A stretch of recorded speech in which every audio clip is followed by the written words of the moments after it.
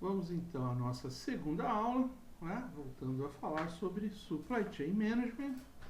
Iniciaremos essa aula então falando sobre a colaboração na cadeia de suprimentos, as 7 leis da colaboração. Primeiro, benefício para todos, conforme já falamos bastante, né? Uma relação ganha-ganha, todos têm que ter benefícios. Criar, medir e desenvolver dinamicamente parcerias, ok? Aqueles fornecedores, aqueles clientes que nós vamos desenvolver parcerias dinâmicas, não é? Alterando todos os paradigmas e fazendo tudo funcionar dentro dos elos, né? dos processos logísticos de forma satisfatória. Eficiência no uso dos recursos dos compradores e vendedores, ok? Então, todos os meus recursos disponíveis, né? Compradores aqui, fornecedores e vendedores, os clientes, não é? No B2B principalmente. Aqui estamos falando de negócios de empresa para empresa. Eu vou usar todos os meus recursos da melhor forma possível, tanto se eu for o fornecedor quanto se eu for o vendedor, o cliente. Né? Enfim, eu preciso ter a eficiência dos meus recursos para que a nossa relação seja duradoura, todos ganhem, não é? Os compradores e os vendedores, fornecedores e clientes. Um modelo flexível, não é? Mercados públicos e privados. Você tem que ter um modelo para atender a todos, né? Sejam os seus produtos voltados à área pública ou à área privada. E tem que atender todos os canais de distribuição da mesma forma, com a mesma eficiência, com flexibilidade e agilidade. Todos os processos de integração de negócios, sincronização de informações, partilha de dados, não é? Partilha de processos, partilha de resultados, lá, Collaborative Key Performance Indicators, os KPIs. Você tem que ter colaboração para que esses KPIs sejam os mais precisos e colham, né, os melhores resultados, ok? E para isso nós partilhamos dados aí com informações, EDI, com informações, né, dentro do CRM, do ECR, enfim, tudo aquilo que discutimos sobre tecnologia sincronizada, tecnologia compartilhada, não é? E integrada. Integração aberta com outros serviços, qualquer tipo de serviço que você tenha, fora, né, vamos dizer assim, que dá suporte à cadeia de suprimentos, como, por exemplo, seguros, como, por exemplo, documentos, documentação exigida pelo governo, enfim, né? Tudo aquilo que é necessário estar integrado à cadeia de suprimentos, você tem que desenvolver essas ferramentas dos dois lados para que o software converse com sabendo quais são as informações necessárias de um para outro.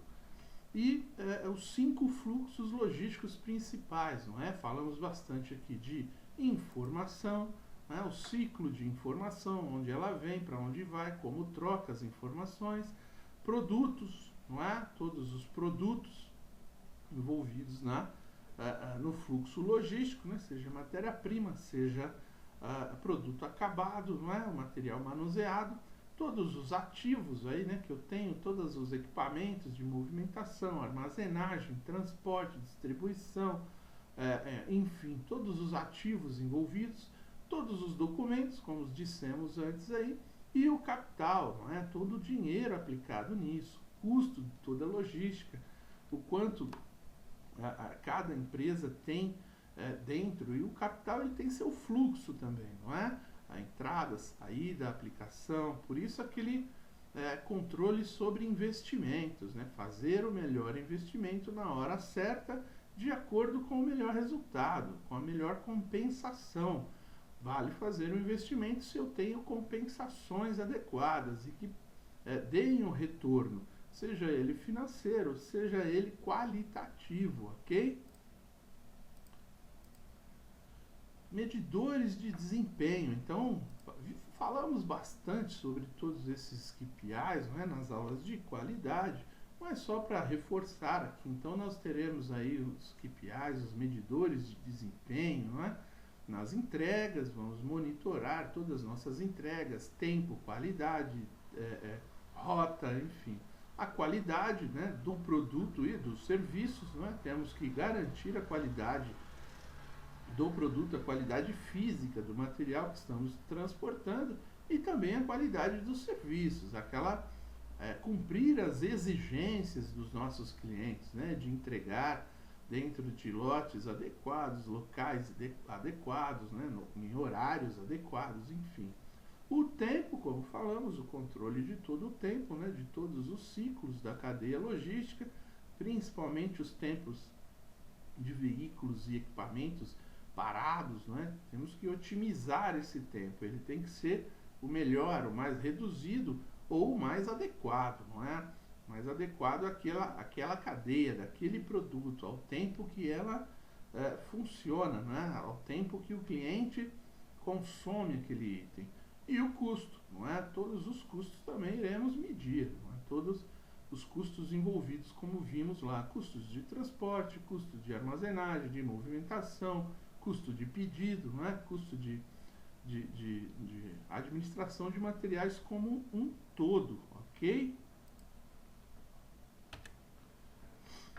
Melhoras estruturais dentro da cadeia de suprimentos, mudanças na estrutura, não é? Aquele planejamento que discutimos lá em layout, não é? Quando formos fazer, planejar um armazém, não é? A gente vai dimensionar através das expectativas e do planejamento estratégico da empresa, o crescimento da empresa, o crescimento por área, por produto, não é? Nós vamos crescer o armazém em módulos, não é? Sempre módulos calculados de forma que o armazém cresça de forma uniforme, de uma forma coordenada, ok? Então nós vamos olhar lá na nossa estrutura, a nossa capacidade, nós vamos olhar todas as instalações que temos, não é? A infraestrutura, a tecnologia, como podemos expandi-la, não é? Dentro dos processos, e a integração vertical, não é? Aquela integração que nós falamos da cadeia de suprimentos, toda ela de forma vertical, fazendo com que o produto, o fluxo, né, todos aqueles fluxos que vimos ali de produto, de capital, ela seja bastante vertical, ela seja bastante incisiva, né, ela seja bastante eficiente. Mudanças de infraestrutura, pessoas, sistemas de informação, organização, produção e controle de inventários, sistemas de controle da qualidade. Quando falamos aqui em mudanças na infraestrutura, mudança de pessoas, por exemplo, mais treinamentos, mais capacitação, não é? Melhores sistemas de informação, com mais integração, organização das áreas, dos layouts, dos espaços, das ferramentas, dos processos, não é? Produção e controle de inventários, né? Todo o controle da produção, qualidade, tempo, quantidade, produtividade, controle de inventários, toda a curacidade de todos os inventários em todos os pontos, seja canal de distribuição, seja centros de distribuição, seja os estoques, né, de materiais em processos, sistemas de controle da qualidade, não é? Qualidade, quando falamos em qualidade, vimos lá que a qualidade ela é um controle de todos que fazem parte do processo, seja ele de produção ou de serviços, tem responsabilidade direta sobre a qualidade, sobre o sistema de controle da qualidade, ok? Formas de mudanças estruturais, não é? Integração, simplificação, configuração, fábricas, armazéns e o varejo, redesenhando produtos, terceirizando logísticas, não é? Principalmente os processos comuns, aí, os três PLs, não é? Armazenagem, movimentação e transporte, aquilo que vimos que no Brasil já tem aí uma evolução bastante grande e a maioria dos operadores logísticos já realizam esses três serviços, não é? Os três básicos aí, os mais fundamentais, de maior volume, ok? Melhorias, né, melhoras na infraestrutura também, não é? Não só mudanças, como equipes multifuncionais, não é? Você pode ter equipes que você pode deslocar para fazer várias funções, vários processos, né? Não só de produção, como de logística também. Parcerias, não é? Redução do tempo de preparação, sistemas de informação cross-docking. Tudo isso utilizado numa estrutura adaptada, não é? Para fazer da melhor forma possível aos seus processos, ao seu produto. Cada caso tem um caso, mas todas essas melhoras estruturais, elas reagem de forma eficiente dentro da cadeia de suprimentos. Legal? Muito bom. Então, quem são os atores, né, que participam nas cadeias de suprimentos? Todos os fornecedores que vierem antes do seu processo. Todos eles, aqueles que vêm, que é o seu direto, os seus indiretos, não é? Aqueles que fornecem aos seus fornecedores, ou seja, todos eles participam da cadeia de suprimentos. Todos os atacadistas e distribuidores, não é? Aqueles que compram aquela mercadoria, né, nossa, para fazer revenda em locais que talvez nós não tenhamos interesse em distribuir diretamente, mas você tem alguns atacadistas, alguns distribuidores que dominam aquela região, conhecem ela com muito mais exatidão e perfeição e conseguirão obter resultados maiores. E às vezes, como eles dominam aquele mercado, você não consegue fazer uma venda direta. Então, é possível utilizar esses atacadistas, esses distribuidores, como ponto, né, de venda, um canal de distribuição que vai fazer toda a gestão dos estoques, que vai fazer todo o controle de vendas. E eles serão considerados grandes clientes em muitos casos, não é? Varejistas, centros de distribuição, não é? O varejo mesmo, aquele que você ataca diretamente, que você vende diretamente. Quantos centros de distribuição você terá na sua cadeia, não é? Isso também vai definir aonde você vai atacar o mercado, né? Você vai vender no atacado ou no varejo. E o centro de distribuição, se você vende no varejo, ele é muito mais utilizado. Se você vende no atacado, aí você vai ter os distribuidores que farão esse processo de distribuição capilar, vamos dizer assim, não é? Prestação de serviços logísticos, todos os operadores, todos os prestadores de serviços logísticos, transporte, seguros, armazenagem, enfim, todos eles são, né, um ator dentro de toda essa cadeia. Sistemas de informação, todas as software house aí, todos os softwares que você utiliza, não é? Todos os clientes, sem dúvida nenhuma. E aí você tem a junção, então, de ERP, CRM, B2B, B2C, Supply Chain Management, inteligência de negócios. Tudo isso se resume à inteligência, né? E aí você acrescenta o vendor, inventor, você acrescenta aí muitos outros softwares, muitos outros sistemas que juntos, né, funcionam como a inteligência do negócio. Cliente e varejo, B2C, cliente e fornecedor, B2B, tá? Aquilo que falamos quando você faz venda no varejo, venda na internet, você está usando aí mais um B2C, né? Quando você faz cliente e fornecedor, B2B, quando você faz o atacado, quando você faz venda de empresa para empresa, né? Uma forma mais direta de venda, muito mais fácil de controlar. O B2C, ele é muito mais amplo, né? Muito mais cheio de informações. Você tem aí o mundo globalizado, como vimos, né? Tá trazendo aí clientes de todas as regiões do mundo. Soluções da cadeia, né, do supply chain. Cadeia de suprimentos será diferente para cada companhia, para cada segmento, não é isso? Para cada produto. Cada produto tem um canal de distribuição diferente, não é?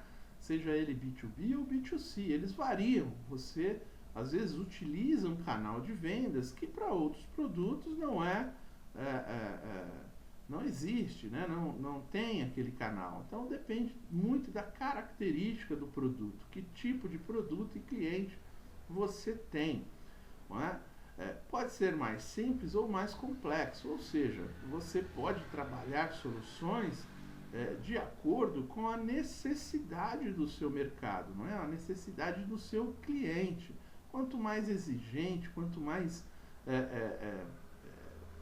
fracionado for a sua venda, mais complexo será, mais difícil será a construção, né, dessas soluções de supply chain para fazer todo aquele acompanhamento, para realizar planejamento, transações, execução, enfim. Quanto mais no varejo, mais complexo. Quanto mais no atacado, mais B2B, ela mais simples vai ficando, até porque todas as empresas colaboram entre si, não é? Então há investimento dos dois lados. Quando é algo mais fracionado, quando é mais B2C, o investimento é todo seu. O tempo de dedicação para construção de soluções é muito mais complexo, muito mais abrangente. E deve abranger também os níveis de planejamento estratégico, tático e operacional. É aquilo que falamos.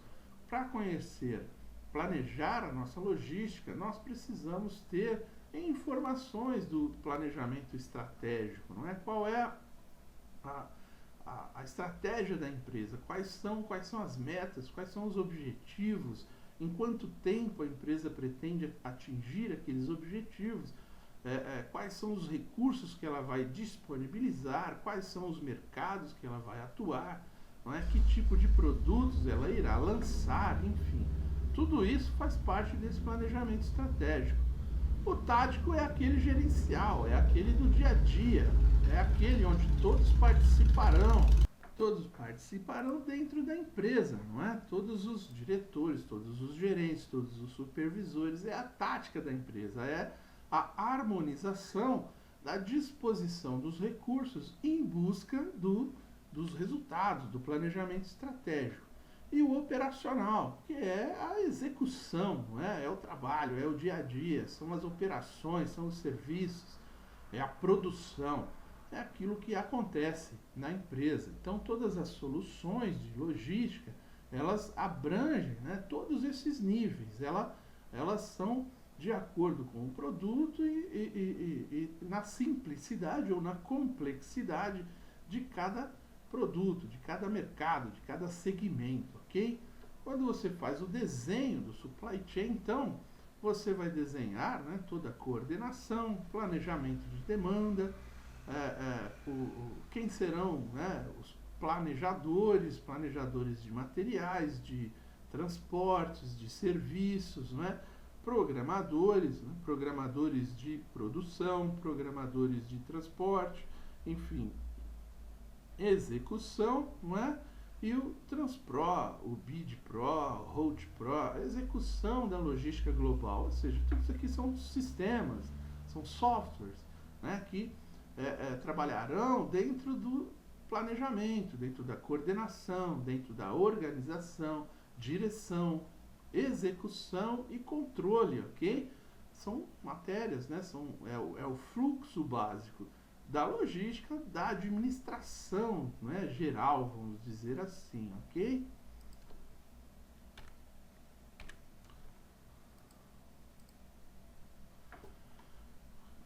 Como fazemos a integração estratégica de todas essas soluções logísticas, né? A integração do sistema, né, a Supply Chain Management aí é um sistema altamente interativo. Como vimos, são trocas de informações, principalmente quando está num ponto eletrônico, não é? Sobre reposição de estoque, não é? Aquele trabalho automático onde você não tem a intervenção ali diária, direta, né? Dos recursos humanos, e o próprio software ele faz o feedback. Porém, em alguns momentos esse feedback ele é direto, ele é entre pessoas, não é? E não software. Então toda a integração do sistema ela tem que ter essa característica de interatividade, de ambos os lados participarem da do funcionamento, não é? Da atitude que tem que ter ali para todos os processos fluírem de forma natural.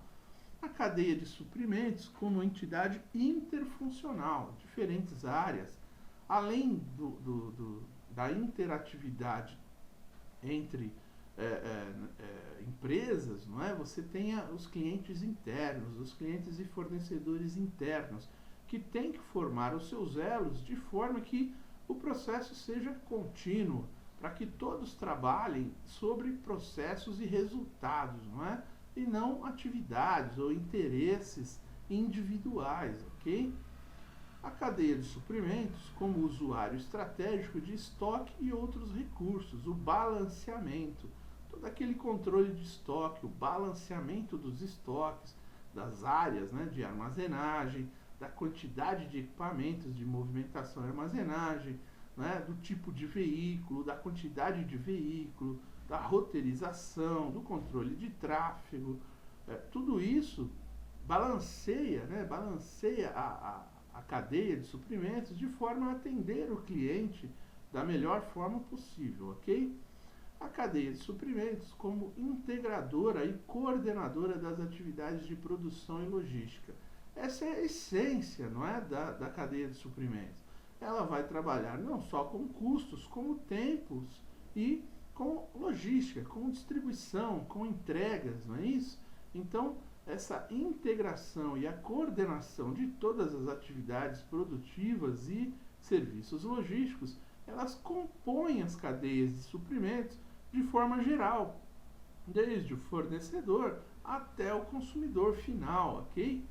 Complexidade e incertezas das cadeias globais, não é? As distâncias geográficas.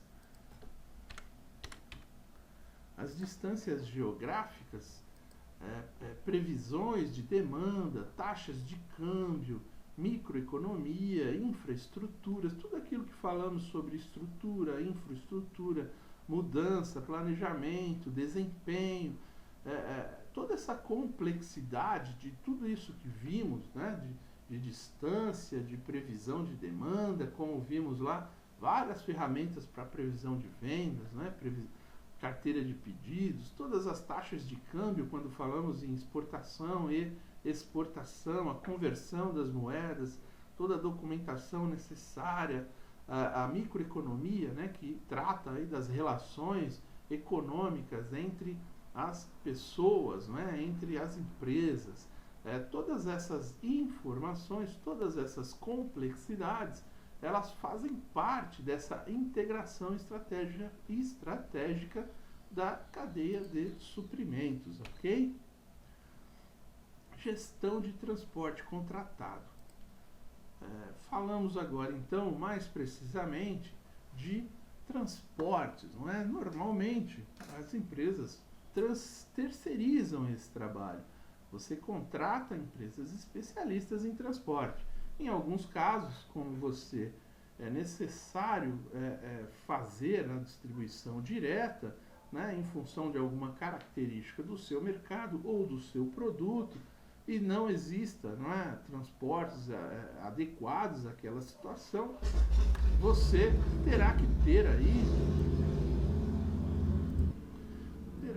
aí então a sua própria frota, né? Uma frota própria que também terá que administrar, terá que fazer a gestão de todos os custos, os serviços, todos os atores envolvidos, ok? Quais são os desafios da gestão de transporte? Identificar fornecedores de qualidade, né? Fornecedores de transporte, como vimos lá em matérias anteriores, hoje deve existir em torno de 5.000 ou mais empresas de transporte no Brasil.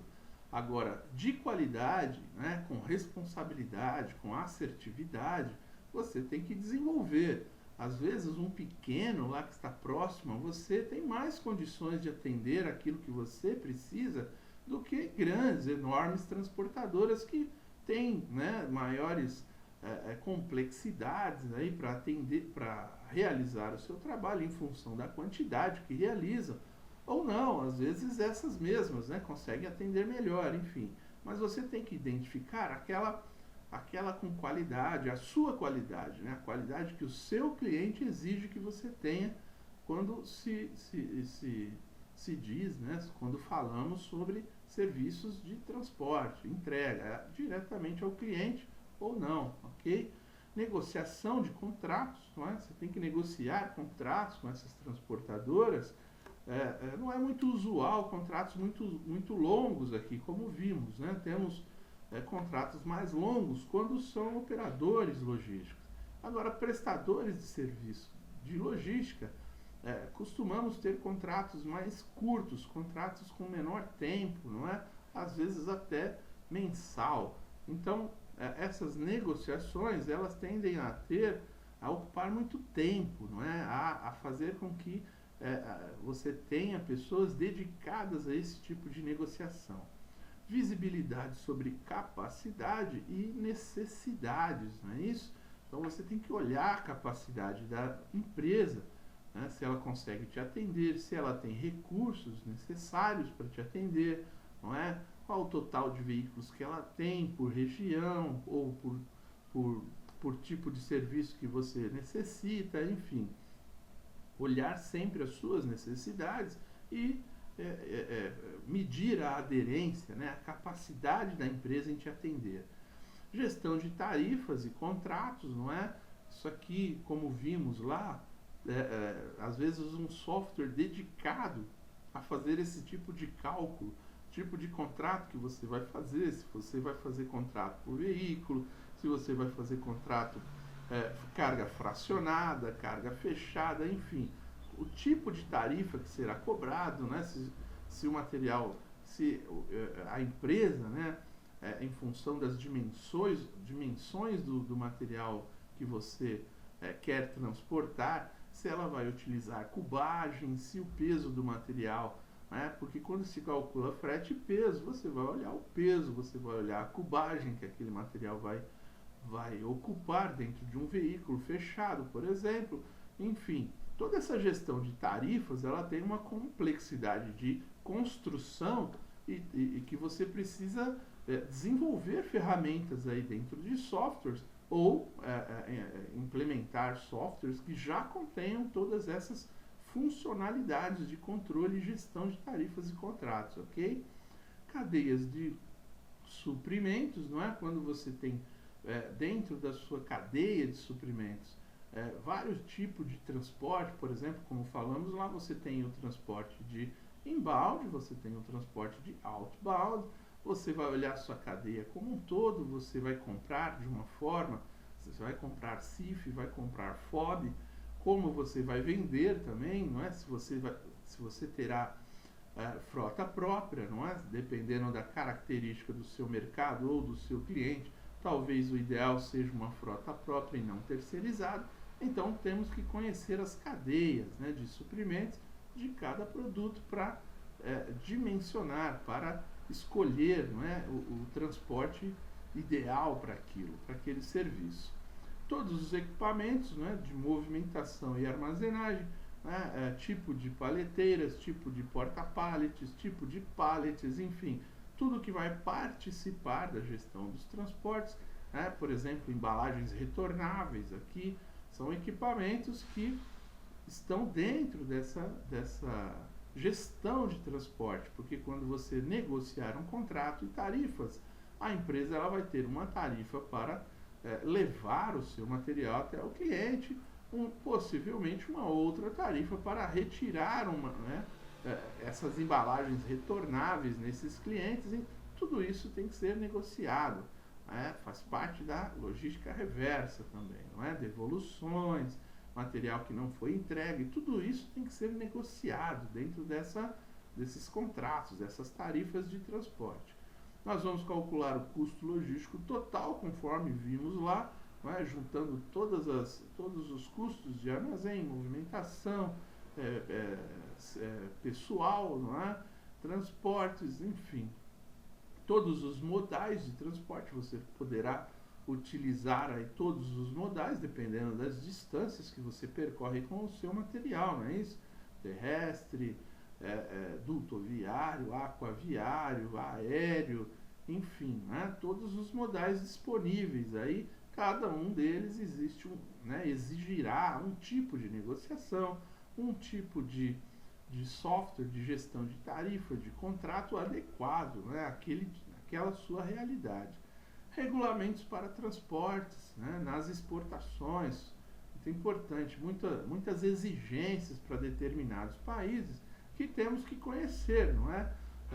Aquelas negociações de Incoterms, se você escolher um ex-works, o que você precisa saber, não é, para você contratar empresas lá que respeitem todos os regulamentos de transportes para o seu tipo de material até o porto lá do país que você está adquirindo, como também as empresas de transporte internacional, não é?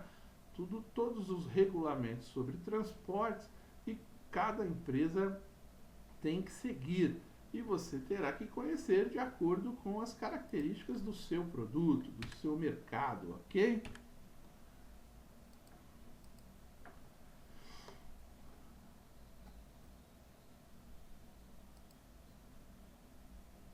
Continuando ainda a falar da gestão de transportes, você ainda tem como desafios as rotas, né?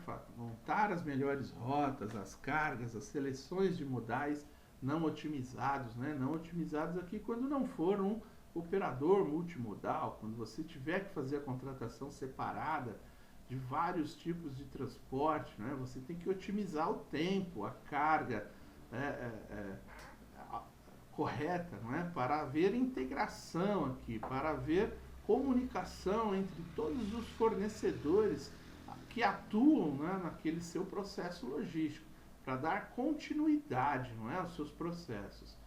Não haver aí interrupções, né? Demora nas importações. As importações, como dissemos, elas têm um tempo de um lead time, vamos dizer assim, do tempo que você solicita o produto, né, a produção, o transporte, né, nas duas pontas, mais o transporte no meio, que é o internacional, enfim.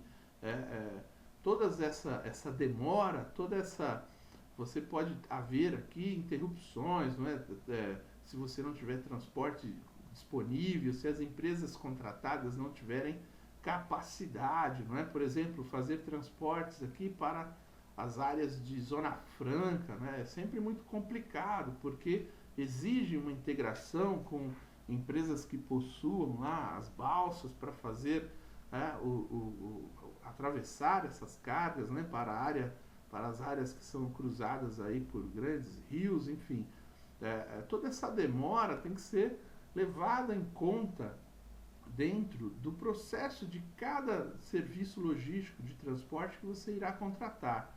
Todos os movimentos ineficientes e caros, não é isso? Ó. Se você não tiver integração entre, por exemplo, os veículos de carga terrestre, né, e um navio que vai fazer uma cabotagem, levar de São Paulo a Recife, por exemplo, de navio, se você não tiver essa integração, a carga ficará muito tempo parada, vai demorar, você terá aí muitos movimentos ineficientes de que você vai ter que armazenar esse material, retirar do veículo terrestre, armazenar num galpão, né, num CD, para depois fazer novamente a movimentação desse material para o navio. Se você integrar os sistemas, se você integrar as datas, se você planejar melhor, você pode fazer isso através do cross-docking, de forma ininterrupta, não é? Fazer diretamente, sem parar. Acertos financeiros caros e demorados, toda a contratação, né, toda a gestão de fretes, toda a negociação tem que ser muito bem traçada, não é? Essa negociação. E combinar tudo aquilo que pode ocorrer, né? Como o envio de um material, o retorno de embalagens, a logística reversa de devoluções, não é? A logística reversa de coleta de material, não é? Descartado, enfim, toda aquela, né, logística reversa do pós-venda, do pós-consumo, tudo isso você tem que negociar para no depois, quando a empresa aparecer com uma cobrança, ela não esteja fora do negociado. Porque se você não negociar algo e a empresa de transporte ela realizar por força, né, por exigência do material que ela foi entregar e o seu cliente, né, obrigou que a empresa retirasse um material que lá estava e estava errado, quer dizer, se você não negociou isso, você vai gerar um grande custo, porque como não tem tabela, a transportadora ela pode te cobrar, né, de acordo com aquilo que ela achar que é correto. E você não teve nem a, a condição de negociar aquilo, terá que pagar uma conta, né, sem ter agido, né, planejado aquele dispêndio financeiro, que poderá ocorrer aí até em prejuízo em determinadas vendas, não é? Falta de visibilidade durante o trânsito, isso aqui é super importante, né? Quando falamos aí de GPS, quando falamos de outros sistemas de navegação aí, né, de identificação, controlar o status do material, ele está em trânsito, em que ponto ele está, onde ele está, qual é o tempo previsto, né, de entrega, se ele já percorreu a maior distância ou não, principalmente grandes distâncias, né, de navios aí, aviões, né, transportes internacionais. Então, se você tiver essa visibilidade de um transporte, é importante na hora da negociação. É aquilo que a empresa te entrega como serviços, não é? Que você vai precisar para dar respostas aos clientes, internos e externos. No caso da produção ou de clientes externos mesmo que aguardam aquele determinado item. Né?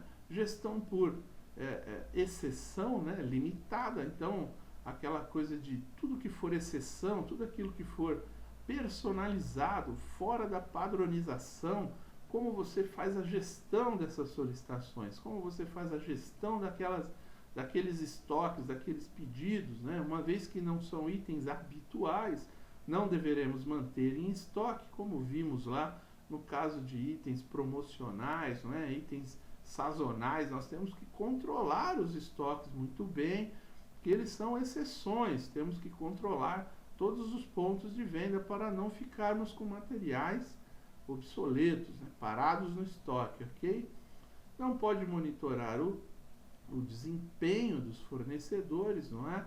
Se você não consegue monitorar o desempenho dos fornecedores, de todos os transportadores, como que você vai saber que tipo de transporte que você precisa utilizar, o que você precisa melhorar, né, para o seu cliente? Então você tem que contratar empresas que você tem, né, condições de monitorar o desempenho dele, que ele te dê condições de identificar todos os serviços realizados dentro e fora do prazo, ok? Coletando, se possível, informações com os seus clientes para checar com as informações fornecidas pelo transporte, pelo transportador, e verificar se há eficiência, se há eficácia, né? Se o resultado está bom, se as considerações do cliente são atendidas, ok?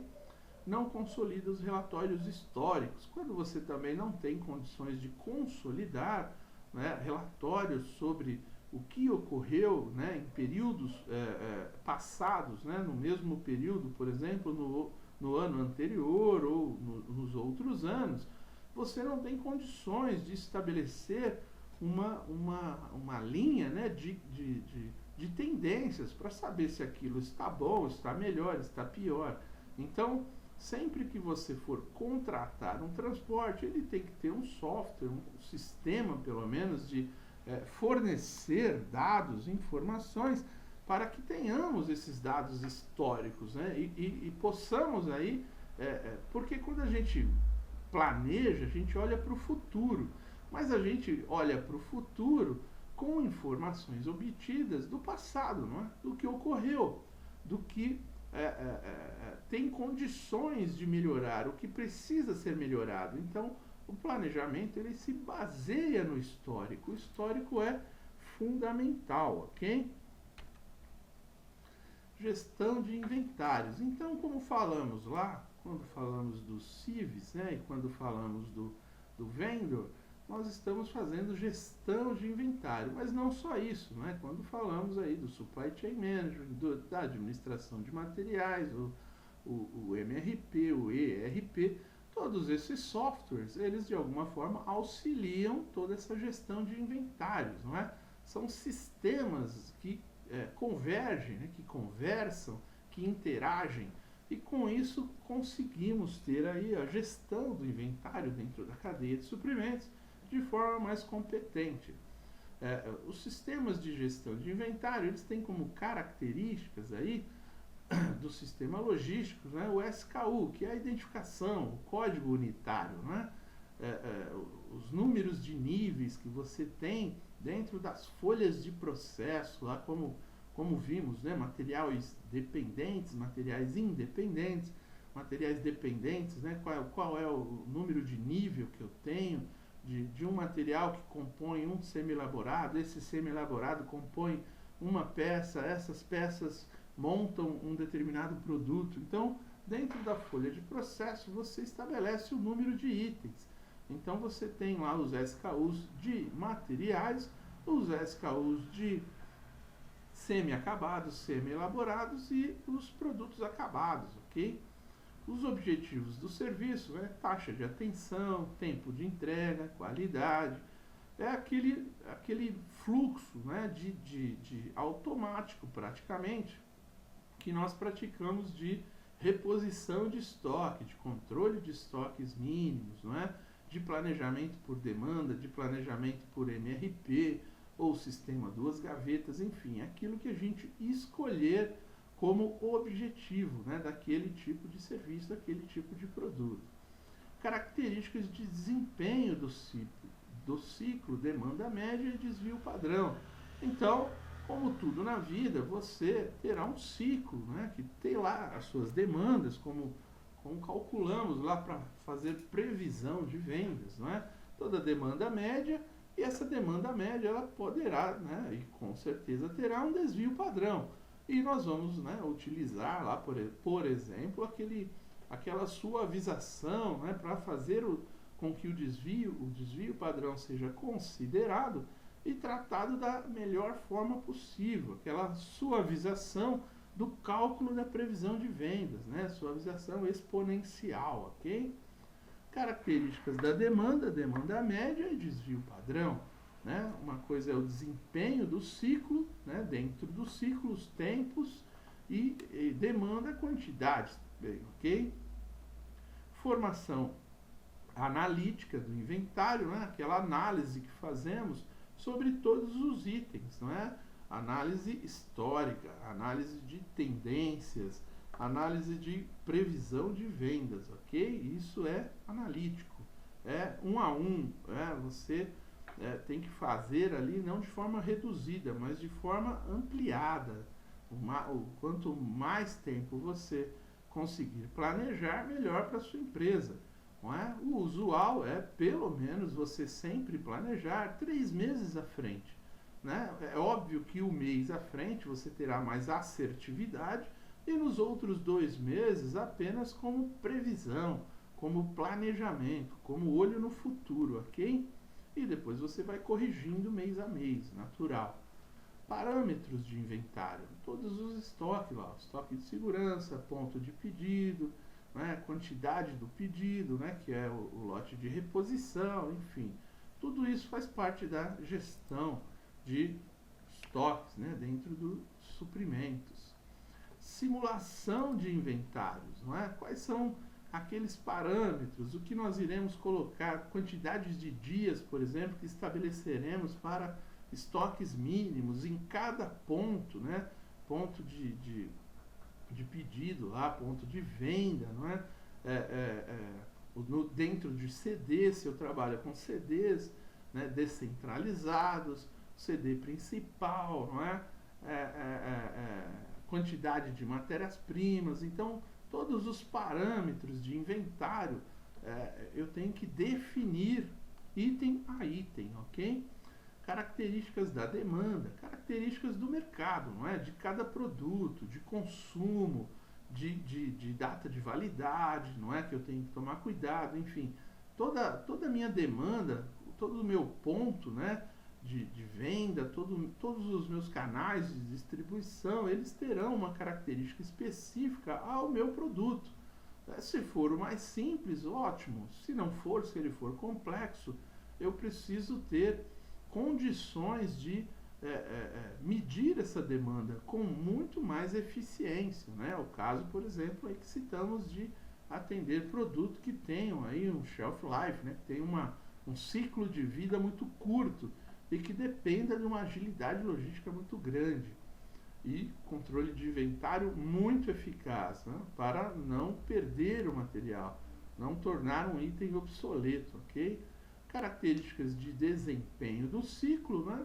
Resumo de tudo que falamos, você tem que olhar o seu ciclo logístico, todos os processos, e ver qual que é o desempenho dele, né? Com relatórios históricos, com informações, dados, não é?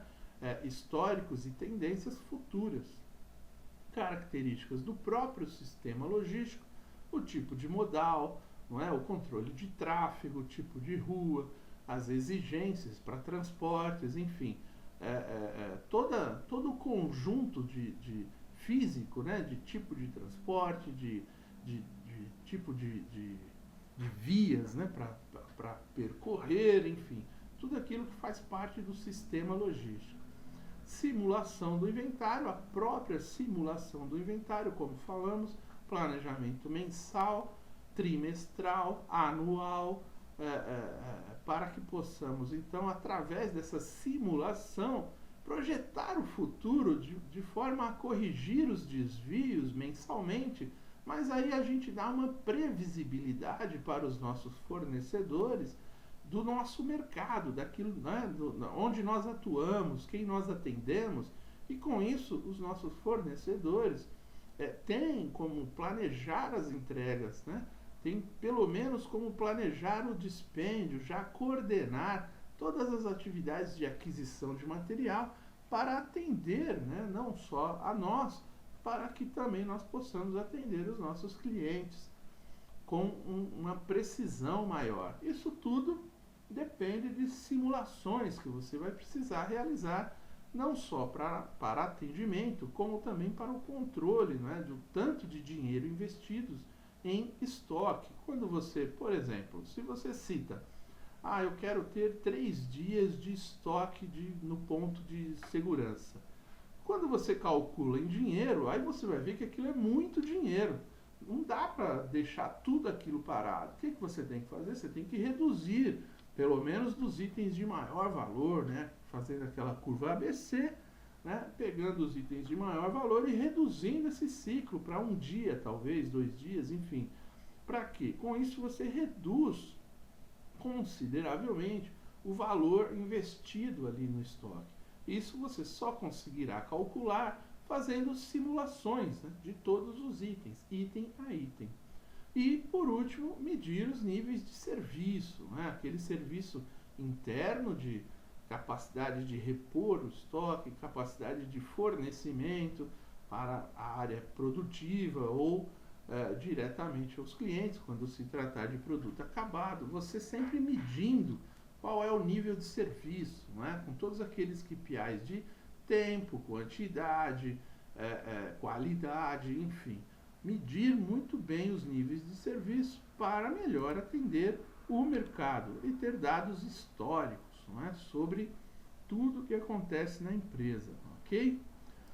Por quê? Porque senão você tem um problema que chama isso aqui, ó, efeito Forrester, na cadeias de suprimentos, que é o bullshit effect, né? O efeito chicote, aquele efeito que quando você faz uma primeira onda, ela é pequena, mas lá no final dela, ela se torna muito grande, não é? Então, assim, uma pequena falta de matéria-prima aqui, às vezes 1 quilo de material que não foi entregue com precisão, na data e no horário que eu pretendia, ele se transforma, esse 1 quilo, em vários produtos, não é?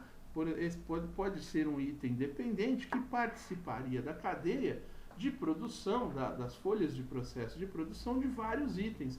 Então você para a produção de vários itens. Quando você para a produção de vários itens, você deixa de atender um número muito maior de clientes. Então, assim, isso vai se multiplicando. Um pequeno erro cometido no começo da cadeia logística de qualquer um dos fornecedores, ele se transforma num grande erro, numa grande falta, num grande problema, não é? Para cumprimento de vários contratos, para atendimento de várias expectativas de clientes e fornecedores dentro da cadeia de logística.